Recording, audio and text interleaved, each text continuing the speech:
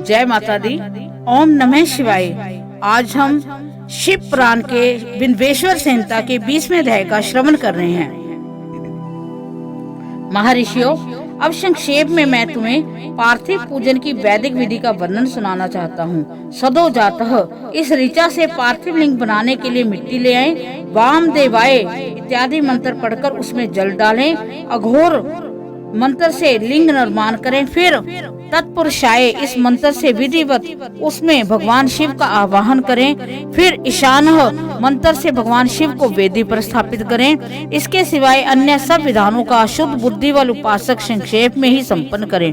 इसके बाद विद्वान पुरुष पंचाक्षर मंत्र से अथवा गुरु के दिए हुए अन्य किसी शिव संबंधी मंत्र से 16 उपचारों द्वारा विधिवत पूजन करें, अथवा भवाय भवनाशाय महादेवाय धीमहि उग्राय उग्रनाशाय शर्वाय शशि मौलिने इस मंत्र द्वारा विद्वान उपासक भगवान शंकर की पूजा करें। वह भ्रम छोड़कर उत्तम भाव भक्ति से शिव की आराधना करें, क्योंकि भगवान शिव भक्ति से ही मनोवांछित फल देते हैं।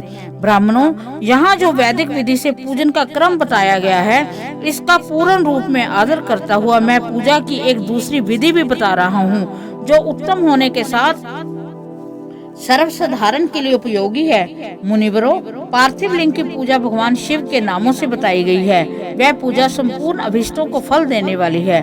मैं उसे बताता हूँ, सुनो। हर, महेश्वर, शंभु, शूलपाणी, पिनाक, धृक, शिव, पशुपति और महादेव, ये क्रमश शिव के 8 नाम कहे गए हैं। इनमें से प्रथम नाम के दौरान अर्थात ओम हराय नमः का उच्चारण करके पार्थिव लिंग बनाने के लिए मिट्टी लाएं। दूसरा नाम अर्थात ओम महेश्वराय नमः का उच्चारण करके लिंग निर्माण करें। फिर ओम शंभवे नमः बोलकर उस पार्थिव लिंग की प्रतिष्ठा करें। फिर ओम शूलपाणाय नमः कहकर उस पार्थिव लिंग में भगवान शिव का आवाहन करें।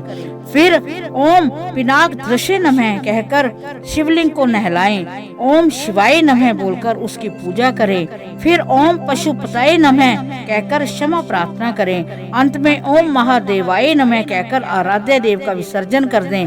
प्रत्येक नाम के आदि में ओंकार और अंत में चतुर्थी विभक्ति के साथ नमः पद लगाकर बड़े आनंद भक्ति भाव से पूजन संबंधी सारे कार्य करने चाहिए।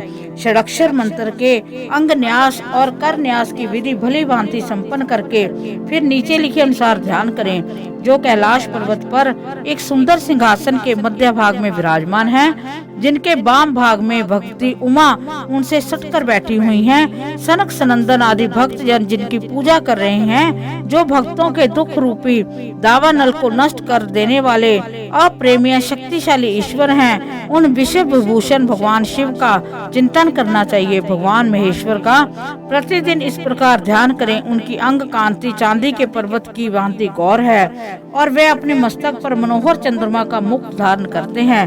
रत्नों के आभूषण धारण करने से उनका श्री अंग और भी उदासित हो उठा है। उनके 4 हाथों में क्रमश परशु, मृग मुद्रा, वर और अभय मुद्रा सुशोभित है। वे सदा प्रसन्न रहते हैं, कमल के आसन पर बैठे हैं और देवता लोग चारों ओर खड़े होकर उनकी स्तुति कर रहे हैं। उन्होंने वस्त्र की जगह व्याघ्र चर्म धारण किया हुआ है।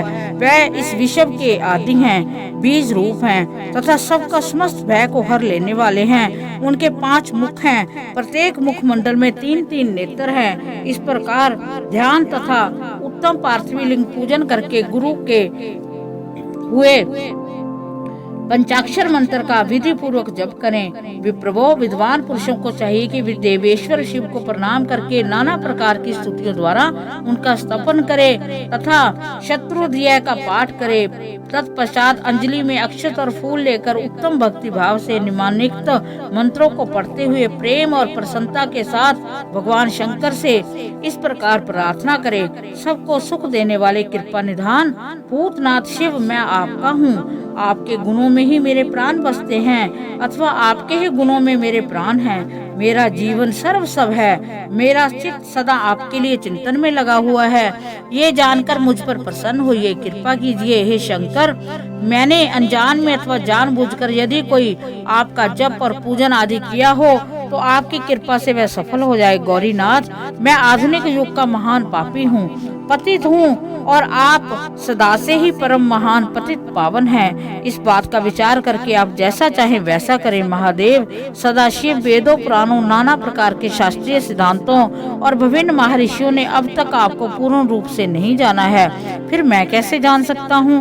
महेश्वर, मैं जैसा हूँ वैसा हूँ, उसी रूप में संपूर्ण भाव से आपका हूँ, आपके आश्रय हूँ, इसलिए आपसे रक्षा पाने के योग्य हूँ। परमेश्वर, आप मुझ पर प्रसन्न होइए, सुने। इस प्रकार प्रार्थना करके हाथ में लिए हुए अक्षर पुष्प भगवान के शिव के ऊपर चढ़ाकर उन शंभु देव को भक्ति भाव से विधि पूर्वक साष्टांग प्रणाम करें। फिर शुद्ध बुद्धि वाला उपासक शास्त्रोक्त विधि से इष्ट देव की परिक्रमा करे। फिर श्रद्धा पूर्वक स्तुतियों द्वारा देवेश्वर शिव की स्तुति करे। इसके बाद गला बजाकर पवित्र एवं विनीत चित्त वाला साधक भगवान को प्रणाम करे। फिर आदर पूर्वक विज्ञप्ति करे। उसके बाद विसर्जन। मुनिवरों, इस प्रकार विधि पूर्वक पार्थिव पूजा बताई गई है। यह भोग और मोक्ष को देने वाली है, भगवान शिव के प्रति भक्ति भाव को बढ़ाने वाली है। इस प्रकार बिंदेश्वर संहिता के शिव पुराण की महिमा में जो 20वां अध्याय है वो संपूर्ण होता है। भगवान शिव आशीर्वाद बनाए। ओम नमः शिवाय।